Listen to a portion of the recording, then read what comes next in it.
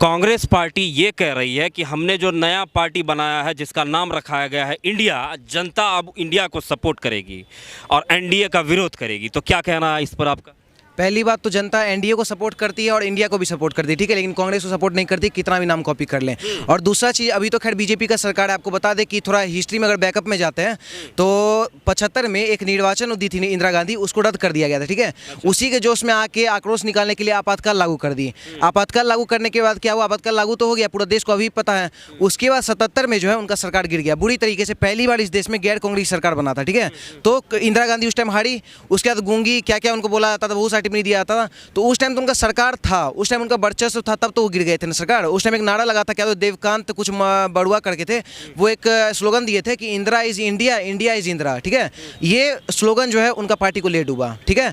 Same वैसे ही अभी तो इनका सरकार है भी नहीं, अभी बोल रहे कांग्रेस पार्टी जो है इंडिया है, इंडिया नाम दे दिए हैं। तो इंडिया नाम देने से कुछ नहीं होने वाला। तमाम विपक्षी पार्टी एकजुट इकट्ठा हो गई और उसके बाद एक नया नाम दिया, सारे पार्टियों को मिला करके एक नया नाम का जो है मतलब कि उद्घाटन कर दिया, एक नया नामकरण दिया गया जिसका नाम रखा गया इंडिया। अब तमाम जो विपक्षी नेता है वो मोदी जी के खिलाफ में यही कह रहे हैं कि अब जनता इंडिया को सपोर्ट करेगी, मोदी को सपोर्ट नहीं करेगी। देखिए आपको बताते हैं कि पहली बात तो आप जो विपक्ष का बात कर रहे हैं, विपक्ष का मीटिंग कहाँ हुआ था, बिहार में, बिहार के पटना में हुआ था, ठीक है। हम भी पटना में 12 साल तक रहे हुए हैं। पटना में आपको बताते हैं उसका नेतृत्व कौन किया, नीतीश कुमार, जिनका खुद कोई ठिकाना नहीं है। बिहार में दुइये को दल है, एगो कमल एगो लालटेन, उनका खुद कोई ठिकाना नहीं, कभी लालटेन पकड़ के झूल लेते हैं, कभी कमल पर बैठ के तैर लेते हैं। और नेतृत्व नीतीश कुमार की जो इतना दिन तक राज किए है, ठीक है, बिहार में, आज तक अपने दम पे एक बार भी सरकार नहीं बना है। वो व्यक्ति आके नेतृत्व कर रहे हैं कि हम मोदी जी को हरा देंगे, तो पहले बिहार तो संभाल लो। इसी पार्टी को वही नीतीश कुमार के साथ कभी बीजेपी भी तो जाती है। देखिए अब आप बहुत सारा ऐसा विपक्षी का भी टिप्पणी आ रहा है कि जो भी भ्रष्टाचारी रहते थे वो लोग चलाते थे तो बीजेपी में धुला जाता है, ठीक है, वॉशिंग मशीन धुलाया होता है। हम हर एक विपक्षी को कहना चाहते हैं, आप एक लिस्ट जारी कीजिए अपने पार्टी का, जो भी भ्रष्टाचारी है आप सबका नाम जारी कीजिए, सबको बीजेपी अपना लेगा, वॉशिंग मशीन बढ़िया से धोके एकदम साबुन लगा धोके, या तो आपको दे देगा नहीं तो हम लोग को दे देगा, ठीक है। तो अगर आपको लग रहा है कि आपके पार्टी में भ्रष्टाचारी है, बीजेपी में जाने के बाद ही धुलवा, तो आप दे दीजिए सबका लिस्ट। कोई भ्रष्टाचारी नहीं है, क्योंकि देखिए आप लोग को आपको बता दें, लालू यादव बोलते हैं नीतीश कुमार भ्रष्टाचार, राहुल गांधी बोलते हैं केजरीवाल भ्रष्टाचार, केजरीवाल बोलते हैं ममता बनर्जी भ्रष्टाचार, ममता बनर्जी बोलती है मायावती, मायावती बोलती है केजरीवाल। तो मोदी जी क्या करते हैं, वो जांच करवा देते हैं, जांच करवाने के बाद पता चलता है कि सबके सब भ्रष्टाचार, ठीक है। तो यहाँ सिर्फ जांच करवाने पे ही आप बोलेगा ईडी सीबीआई कुछ नहीं। एक स्टेट अभी कर्नाटक लोग जीते हैं ना, क्या हुआ, नफरत की बाजार में जो मोहब्बत का बड़ा सा दुकान खोल दिया था राहुल गांधी, ठीक है, जीतते ही पाकिस्तान जिंदाबाद का नारा लगवा दिए। तो उन लोग से कोई उम्मीद नहीं। कांग्रेस हिंदू विरोधी पार्टी है और नाम रख लेने से इंडिया इंडिया वही रहे। हिंदू विरोधी? हाँ, हिंदू विरोधी है। गीता प्रेस को जब सबसे पहला सम्मान मिला था, क्या बात आप कर रहे हैं कि कांग्रेस हिंदू विरोधी कैसे हो जाएगी? प्रूफ सुनना चाहते हैं। गीता प्रेस को सबसे पहले सम्मान मिला था, उसका विरोध कौन किया था, कांग्रेस, ठीक है। उसके बाद जब राम मंदिर बनने लगा था, राम मंदिर का सबसे पहले विरोध कौन किया, कांग्रेस। जितना भी 370 आता है इसको तो आप छोड़िए, ये तो हिंदू वाला मैटर हो गया। 370 जो कि देश का मामला था उसका विरोध कर दिया, मतलब समझिए वो हिंदू विरोधी नहीं, कांग्रेस हिंदू विरोधी के साथ साथ देशद्रोही भी है। तो उसको पार्टी, आप ये कहना चाहते हैं कि जितने भी देश विरोधी गतिविधियां वाली पार्टी है वो सारी जो है मतलब पार्टी अब एकजुट हो गई है मोदी जी को हराने के लिए? बस वही बात है, क्योंकि जितना भी लोग पार्टी था, एक बार भी एक टाइम पे नारा चलता था ना कि वहाँ पे जब बसपा सपा कांग्रेस ये यूपी में 1993 में जब ढांचा गिरा था तो क्या नारा लगा था कि मिले मुलायम काशीराम हवा में उड़ गए जय श्री राम, ठीक है। और उस टाइम एक बीजेपी की एक नेत्री महिला बोली थी कि हम लोग की एकता में कमी है, हम लोग का जिस दिन सरकार बनेगा क्या मुलायम क्या काशीराम सारे बोलेंगे जय श्री राम। आज ना मुलायम रहे ना काशीराम, और देखिए सब कोई जय श्री राम बोल रहे हैं। बीजेपी को छोड़ के और बाकी बात जितनी पार्टियां हैं वो सब मतलब देशद्रोही है, सब हिंदू विरोधी है, सब थूका हुआ बिरयानी खाता है, सब मुगल के पैदाइशी है। सब सिर्फ और सिर्फ बीजेपी ही एक राष्ट्रवादी पार्टी है। हाँ, बीजेपी की राष्ट्रवादी पार्टी है।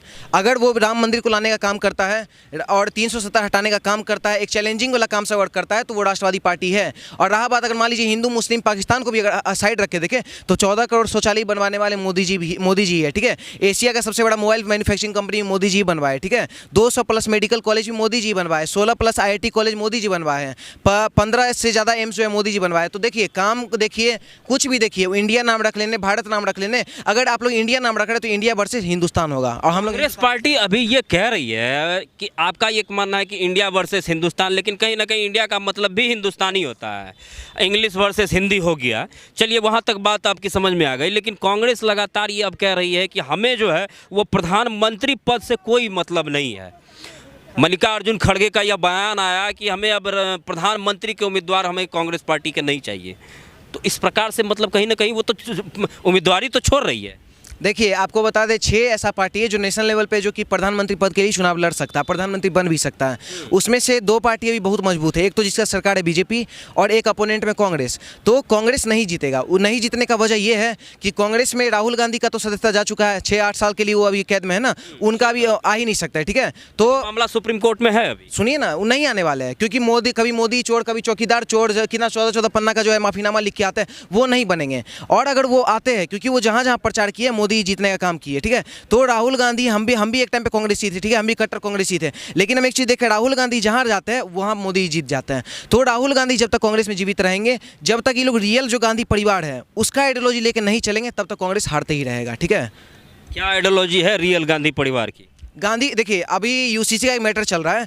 नेहरू जी थे, नेहरू जी भी यूसीसी को समर्थन किए थे, ठीक है, लेकिन वो एक चीज़ को नकारे थे। वो बोले थे कि नहीं, अभी यूसीसी का जरूरत नहीं है इस देश में, क्योंकि अभी अगर आता है तो मुस्लिम अभी डरा हुआ है, अभी कम माइनॉरिटी में अभी दिक्कत हो जाएगा। लेकिन अब तो ऐसा कुछ नहीं है। मुस्लिम अभी यहाँ पे मध्य प्रदेश है, जहाँ देखिए कुत्ता बना के हिंदू को मार रहा है। श्रद्धा साक्षी का 36 में टुकड़ा होता है, किसी को चाकू से गोद के मार जा रहा है। डर में कौन है? हिंदू है। तो ये डर का माहौल अब तो खत्म हो चुका है। तो अब तो यूसीसी आना चाहिए ना। तो कांग्रेस का विरोध क्यों कर रही है? तो इसी समझिए, कांग्रेस जो है ना नेहरूवादी है ना गांधीवादी है, वो नकली गांधी है, ठीक है। और पहली बात तो गांधी भी नहीं, वो गांधी है, ठीक है। तो राहुल गांधी को हम लोग वोट नहीं देने वाले। अगर गांधी का कोई परिवार आता है तो हम लोग उनको समर्थन देंगे। बीजेपी के अंदर में इतना खौफ किस बात का है? चुनाव तो वैसे भी बीजेपी जीत ही रही है, लगभग जो है, मतलब कि ओपिनियन पोल भी यही बता रहा है, एग्जिट पोल भी यही बता रहा है कि 2024 में बीजेपी की सरकार बननी तय है। देखिए, ईडी, सीबीआई, मीडिया, गोदी मीडिया आप लोग को बोला जाता है, बहुत सारा बात आता है। उसके बाद सेना पे सवाल उठा दिया जाता है। और सबसे बड़ा बात ईवीएम पे, जो इलेक्शन ये लोग कहीं पे भी एक स्टेट में जीता है तो बोलते हैं कि नहीं बीजेपी इसलिए जीता है क्योंकि ईवीएम हैक हो गया। तो कर्नाटक एक स्टेट बीजेपी हार गया, ठीक है, और भी स्टेट हारा है, लेकिन कर्नाटक मेन था अभी इस बीच में। कर्नाटक हारा है, वहाँ पर इन लोग को ईवीएम पर भरोसा हो गया। लोकसभा जो मतलब कि जो मेन प्रधानमंत्री पद के लिए चुनाव होगा ना, उसमें मोदी जी आने वाले हैं। और इन लोग को जान के हराया गया कर्नाटक, ताकि हारो कोई दिक्कत नहीं, तुम ही लोग जीतो और तुम लोग अब ईवीएम पे सवाल मत उठाना। ईवीएम पे उठा देगा। अभी आप हमसे ज़्यादा मौका अगर आप किसी कांग्रेसी को दीजिएगा, बोलेगा कि नहीं ये तो गोदी मीडिया है। तो इन लोग का जो एजेंडा है, इन लोग का खुद फिक्स नहीं है। ये लोग गोदी मीडिया, इन लोग को किसी भरोसा ही नहीं। कभी सेना पे सवाल, कभी सुप्रीम कोर्ट पे सवाल। तो इन लोग से कोई उम्मीद रहा नहीं है। बीजेपी जो अपना काम कर रहा है, कहीं ना कहीं जो डेवलपमेंट लोग देखेगा ना, नितिन गडकरी जितना काम किया इस देश के लिए, उतना मतलब कि जो अनहाइडेड काम है, ठीक है, जो मतलब कि किसी को पता ही नहीं है, और जो कांग्रेस के चार टुकार होंगे उन्हीं को वही समर्थन नहीं करेंगे ना। मीडिया में कभी आता है ज़्यादा, कितना रूरल एरिया जितना भी था सबको एनएस से कनेक्ट करने का काम किया है। हमारे अभी महंगाई बेरोजगारी का बहुत सारा बात आता है, तो हम ग्रामीण क्षेत्र से बिलोंग करते हैं। वहाँ पे मम्मी लोग पहले या नानी लोग भी जो है कोयला में जो है गैस जलाती है, ठीक है, जिससे कैंसर का रोग बढ़ता था। अभी अगर मान लीजिए 1200 या 2000 में सिलेंडर अगर मिल रहा है तो क्या दिक्कत है? अगर आपको हम 10 रुपये का एप्पल देंगे और 100 रुपये का पिज्जा देंगे तो आप मूर्ख होइएगा, तभी आप 100 रुपये का पिज्जा लेने जाइएगा। 10 रुपये का एप्पल लीजिए ना भाई, क्योंकि आपको एप्पल से प्रॉफिट हो रहा है ना। तो वही बात है, अगर हमको पैसा अगर ज़्यादा लेके अगर अच्छा चीज़ घर तक पहुँचा रहे हैं, अगर हर अर्बन क्षेत्र हो या रूरल क्षेत्र हो, सबको बढ़ाने का काम करे, तो उस पार्टी को हम लोग समर्थन करते हैं। मतलब आपके हिसाब से विपक्ष ने मिलकर ये जो अपनी एक नई पार्टी बनाई है जिसका नाम रखा है इंडिया, वह पार्टी को भारत की जनता समर्थन नहीं करेगी? नहीं, भारत नहीं करे, क्योंकि वो पार्टी नहीं है और ना ही उसमें कोई नेता है। वो लोग चिरकुट है, ठीक है। 26 अदाय जो भी अपना पार्टी उठी है, सब चिरकुट मिल गए हैं। मिलने से कोई फायदा नहीं, क्योंकि देखिए चाणक्य नीति में एक चीज़ लिखा हुआ है, क्या है कि जब सारे विपक्ष एकजुट हो जाए ना, तो समझ लो कि देश का राजा ईमानदार है। तो ये बात हम नहीं बोल रहे मोदी जी ईमानदार, ये बात मोदी जी भी कभी नहीं बोले हैं, लेकिन ये बात विपक्षी साबित कर दिया है कि नहीं, ईमानदार जो है मोदी जी है, क्योंकि सारा विपक्ष एकजुट हो गया है। देखिए कि विपक्ष पार्टियों के एकजुट होने के बाद लगातार अलग अलग ओपिनियन सामने निकल के आ रहे हैं, लेकिन प्रधानमंत्री मोदी ने साफ तौर पर यह कहा विपक्ष के बैठक के बाद कि ये दिख जरूर रहे हैं एक साथ, लेकिन एक साथ है नहीं।